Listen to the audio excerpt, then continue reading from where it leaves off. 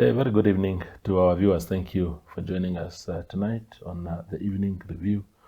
My name is Taiwan Jabela, your host. Tonight we are welcoming back to the platform William Minnie. He is spokesperson of the LPM Youth Wing. He was here recently, and that was because they were fighting some big battles at UNAM, where political activities are banned on campus, and they had running battles with with the leadership of the university. But this time around, William is here to discuss with us the youth manifesto, perhaps one of its kind, by his party, the LPM, which was launched over the weekend, just to reflect and absorb its content. Thank you, young man, for coming back. Good evening, Trevor. How are you? Yeah, no, very well. I can't complain. Yeah, welcome back to the platform. Thank you. You're becoming a resident guest now. Yeah, tell us about, is it a youth manifesto, or how do you guys label it? So, Toivo, it is a youth manifesto. It is a blueprint for youth economic development. Yeah. We have seen that there are about 43% of young people in Namibia who are unemployed. Majority of them, if one can say so, are recent graduates who are simply at home. And that is due to the state of the country's economy. That is due to the difficulty of transitioning from graduate into the labor market. It is due to the scarcity of jobs. So it is a blueprint in terms of our propositions as an alternative party, firstly, and the youth wing of an alternative party who is very much concerned about the situation on the ground in terms of our young people and our peers. Okay. So what are some of the key interventions that you have in mind to deal with that very serious situation, especially youth unemployment? So within our youth manifesto, within the agenda, there are we're dealing with issues of governance, basic education, higher education, vocational education, mining, healthcare. Within the framework of governance, we propose the establishment of a youth quota. We propose such an act of parliament is implemented to ensure that a meaningful and genuine representation of young people in public and private institutions. So what we want is this law will aim to ensure that 70% of jobs and opportunities in public and private sectors are reserved for young people, for inclusivity and youth empowerment. Under governance, another one is establishing a legislation for youth empowerment. Basically, it would be called a Youth Empowerment Legislation Act, which would then mandate public and private institutions to allocate 50% of tenders to small and medium enterprises owned by young people. So that is what we're looking at under the umbrella of governance, to ensure that when it comes to public and private institutions, that young people have an opportunity to participate.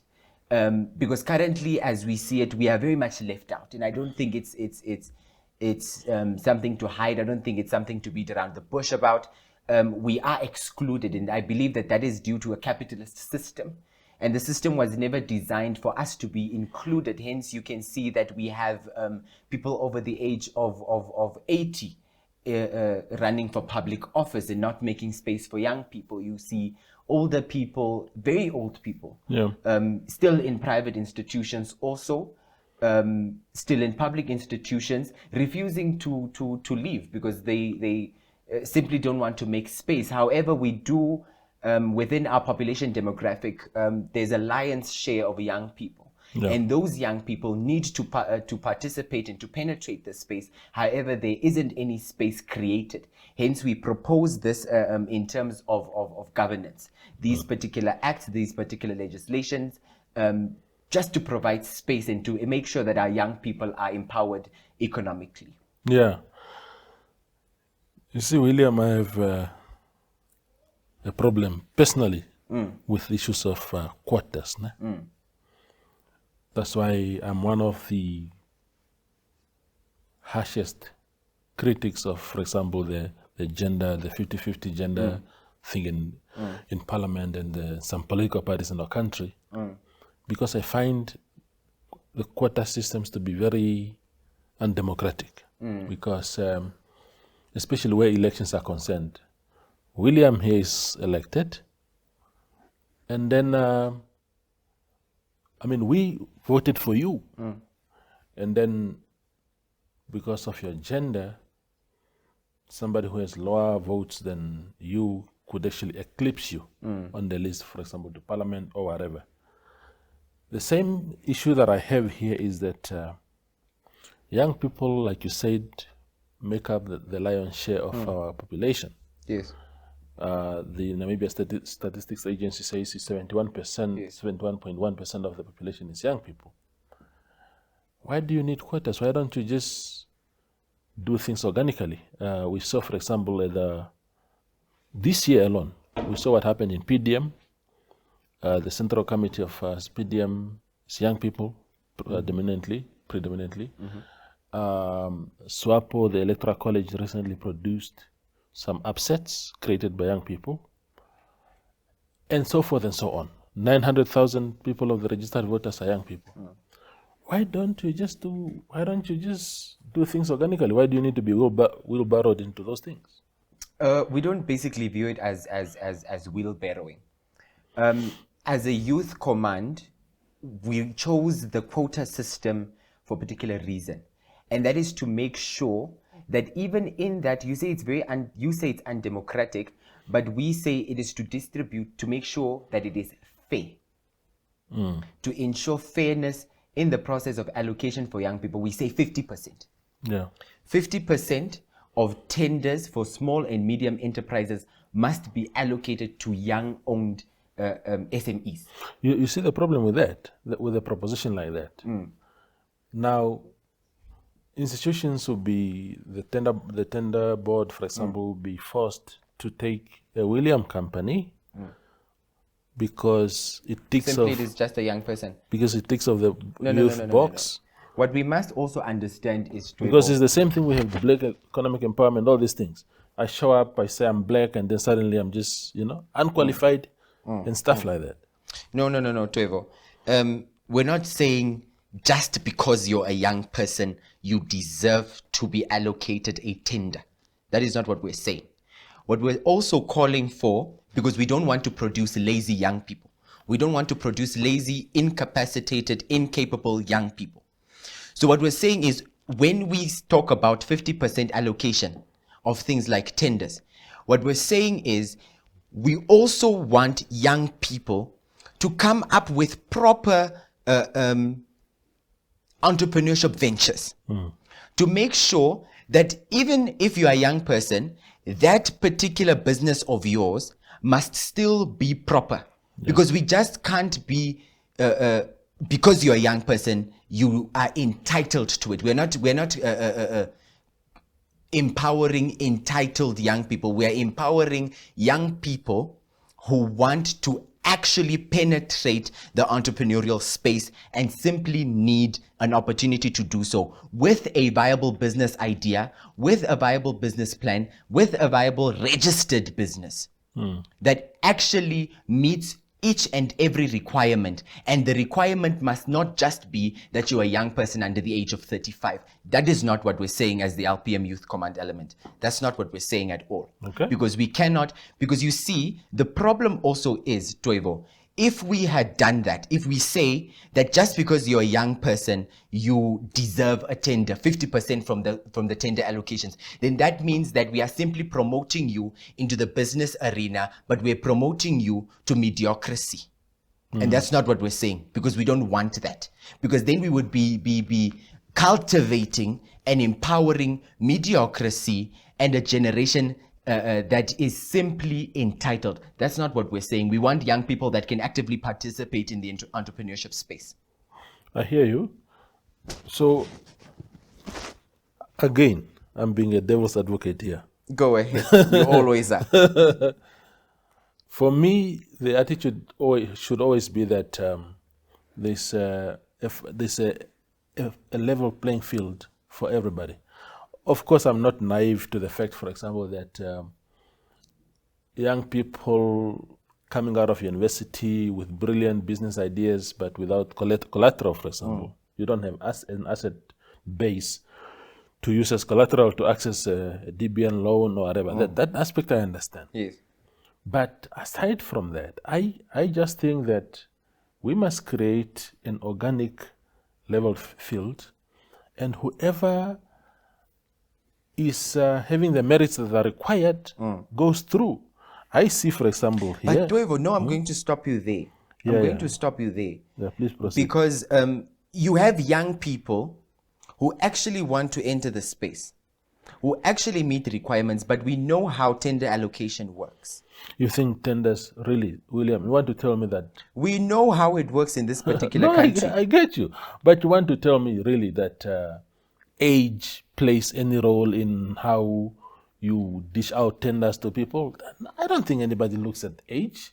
I don't think anyone looks at maybe things like whether a person is male or female and it's a construction company or a construction tender, and maybe they think that it's a masculine kind of work. Maybe those things play a little role, but to suggest that somehow people say, oh, he's young now, I can't do that. People will just look at the requirements and your company, your capabilities, your track record, and then you do. I'm sure, Toivo, that many young people have applied, but did not receive. Because of their ages. No. Not just because of age. We must not act naive at all to how systems work in our country. We would be very stupid to do so, and we're definitely not that. We understand how it works in this country, and that is what we're trying to get rid of as the LPM Youth Command element. Because we know that if it continues like this, then it will be very difficult for young people to become economically emancipated.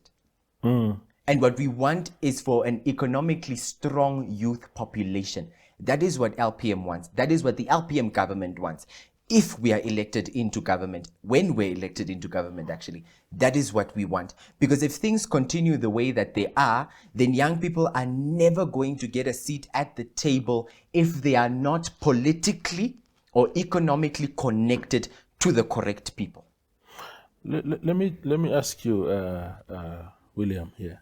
There are aspects, I must tell you, there are aspects of the LPM manifesto, especially the main one, that I agree with completely. I think it's really... Oh, wonderful. Mind you, ours was not AI generated.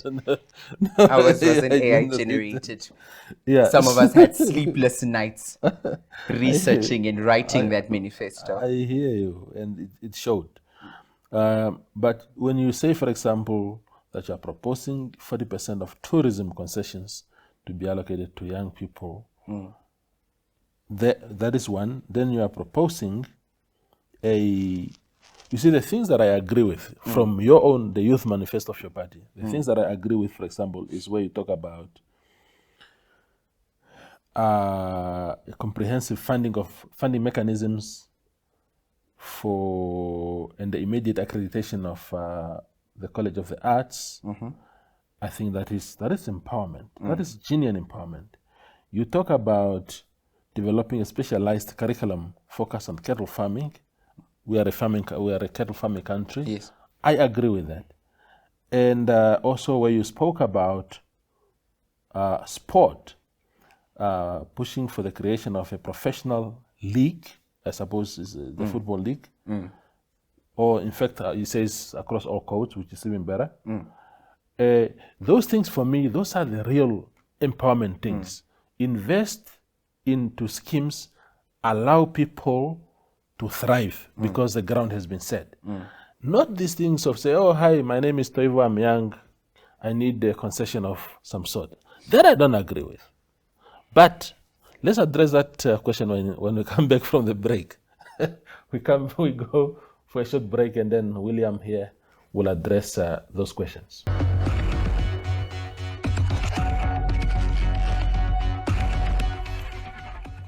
Our conversation with William Minnie continues. So what do you say to my question of,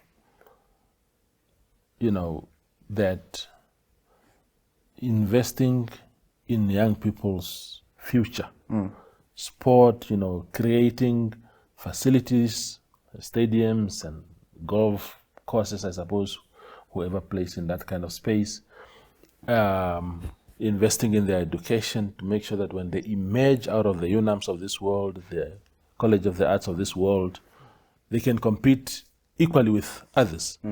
Why isn't that your focus rather than saying, oh no, give us concession in tourism? Oh no, Trevor, I think it would be unjust to say that, because when you speak like that, you are basically trying to portray the manifesto as simply give the young people, give the young people, give the young people. It's in black and white in the manifesto. That's basically what you're portraying. And if you read that manifesto very carefully, you would see that we speak very much from a point of empowering, also very practically. So it's not just a thing about giving, but it's a thing about strategically allocating to make sure that there is a space for young people to participate in certain areas where they currently are not. I'll take you to education, right?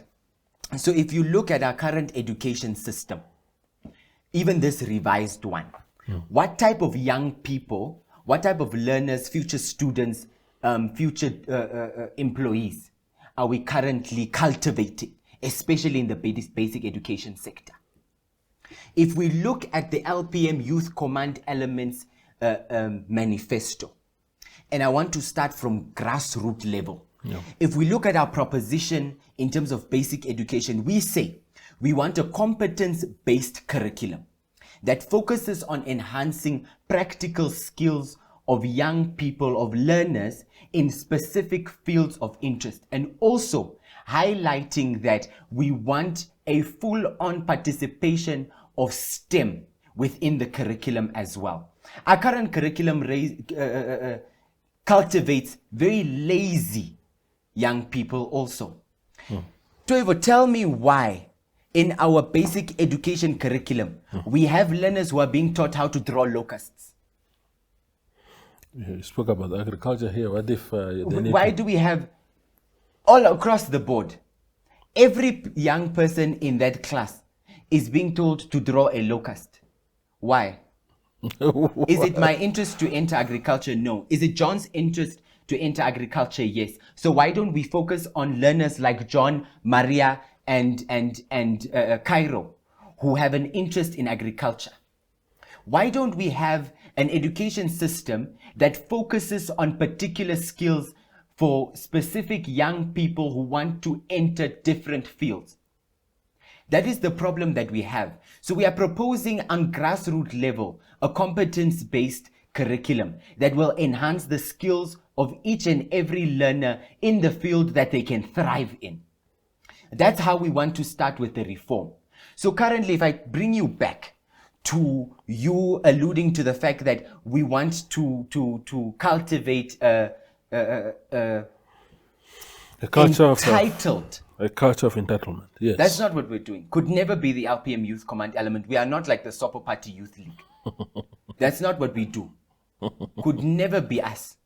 We don't create a culture of entitlement because of the failures of the Sopo Party and it having a habit of making each and every sector an elitist space and kicking out any and every young person that's not part of their cabal of elitism.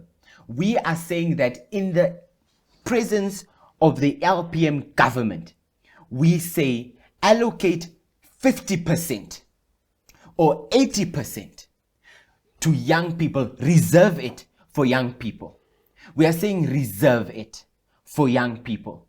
If the young people qualify, then they must get a share from that 50% allocation. That is what we're saying. We're not saying just give it to any young person. If we would do that, then we would be a very weak government. And that is what we're not. We're not a very spineless party like that other party who just sends young people into their lists without any credibility. We don't do that. Could never be us. I hear you. You see my difficulty again, William, is that if we start this quarter thing, it's because there's no scientific evidence whatsoever. I've not seen any that suggests that young people are discriminated in that sense, that age is a factor when opportunities are availed to people. I know that we have a very skewed distribution of resources in our country. And I can tell you that there are more important factors that play a role in these skewed things other than age. I can tell you, for example, that if you are aligned to a particular political system in our country, you are likely to thrive in some things like tenders and whatnot. I know that if you are coming from a particular demographic, I don't know, ethnic or regional or whatever, those things have played roles. We write about these stories all the time. The youth exclusion, I've seen it in political parties where people go to a electoral college of a party and the elders form a firewall around themselves and make sure that young people simply do not penetrate that space. And we are starting to see signs of that actually being addressed because, like I said, we are seeing it across the spectrum, not only in one political party, but in a number of them. You can see that hegemony is being dismantled.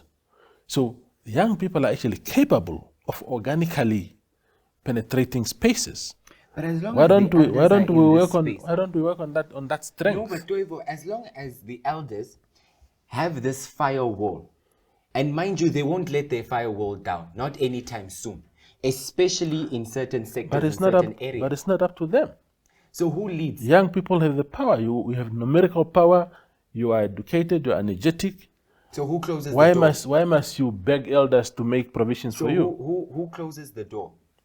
We have been trying to penetrate the space. Kick it down. But they constantly close the door. So the LPM government is saying, we want to make sure that even if elders are here shouting, us as the LPM Youth Command element, once elected into government, want to allocate and reserve a particular percentage, a specific percentage of resources specifically for young people to make sure that they are included, whether there are people who want them included or not. So we are saying that we are reserving that for young people.